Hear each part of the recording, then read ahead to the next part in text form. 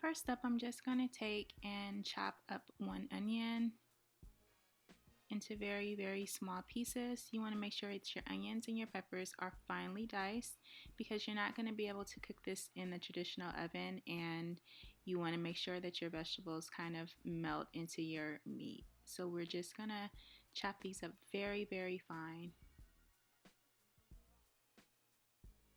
And then we're going to saute them for about 10 minutes or until they are translucent and really soft. And I'm sauteing this in about a tablespoon of oil. Next, I'm adding an egg, a quarter of a cup of dried breadcrumbs,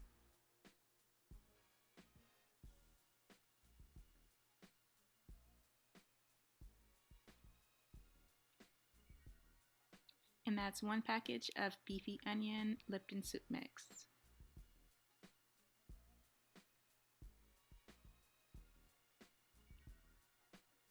I'm also adding dried shallots and red pepper flakes from Pincy's.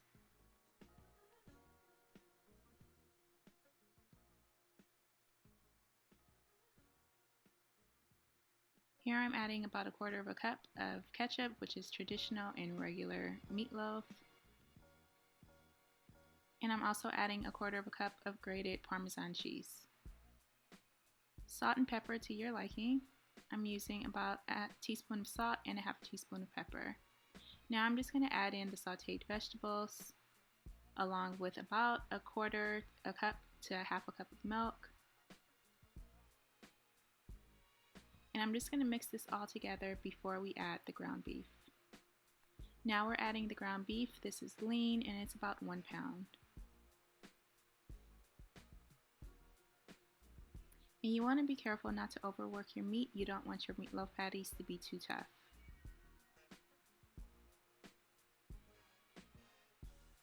Now I'm taking and I'm forming the patties, and I'm going to get about 6 to 7 patties out of this 1 pound of meat.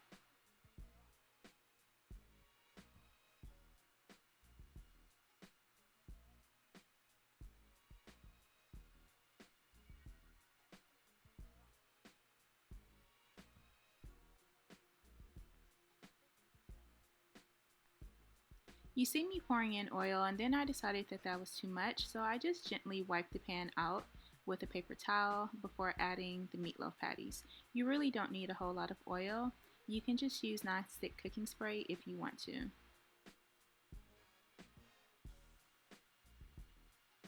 And I'm cooking these over medium-high heat, and I'm going to cook them at about 4 to 5 minutes per side.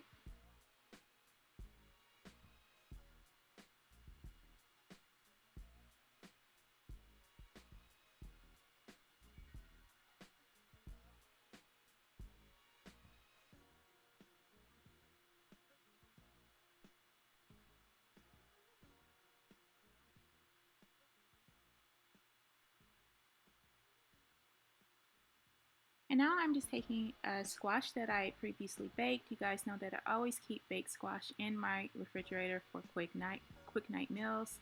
And I'm just putting this in with some butter and a little bit of salt and pepper. And since I want them to resemble potatoes, I'm not going to be adding any liquid. You can see in the corner that I have water boiling for potatoes, and I'm going to prepare those pretty much the same way. 2 potatoes, salt, pepper, butter, a little bit of milk, and that is going to be our side dishes. This is a quick weeknight meal, so you can use any kind of side that you want. And now I'm just taking the meatloaf patties and I'm putting them to the side, and we're going to make gravy. In the pan that you cook the meatloaf patties in, you just want to add in about a tablespoon of fat, any kind of fat, oil, or anything you have. I'm using 1 tablespoon of avocado oil and 1 tablespoon of light butter. And you want to get all of those bits at the bottom. You want to keep them in the pan. I'm adding 2 tablespoons of flour and making a quick roux. I'm also going to add a little bit of ketchup because this is mimicking regular meatloaf glaze. And I'm going to add about 2 teaspoons of beef base. You can use salt, you can use bouillon cube, or anything that you want. I don't use chicken stock, so I am going to go ahead and add about a cup of water to this and let it thicken up and really just stir it to get all of the lumps out. You can use chicken stock or beef stock or vegetable stock or anything you want.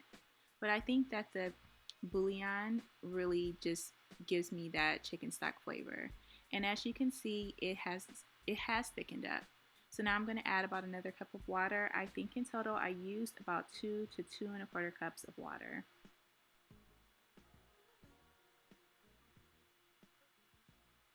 And as you can see, it's thickened to a nice consistency, and I'm going to add my meatloaf patties back to this. And I'm just going to let them simmer in the gravy for a little while, let them hang out and kind of absorb all of those flavors. I'm going to spoon the gravy over the top, and you want to use a better spoon than I ended up using.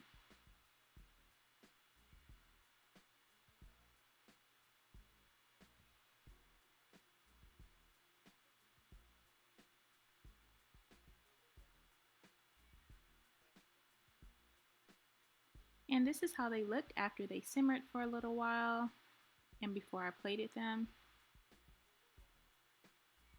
And you guys, this is a great weeknight meal. I had dinner on the table in less than 30 minutes. I even managed to make a little bit of cornbread in my air fryer and steam some broccoli, but you don't see that in the finished plates, unfortunately. And there it is with the mashed squash and also with the mashed potatoes. And that's it. I hope you enjoyed this video. I hope you try this recipe, and I'll see you next time. Thanks for watching.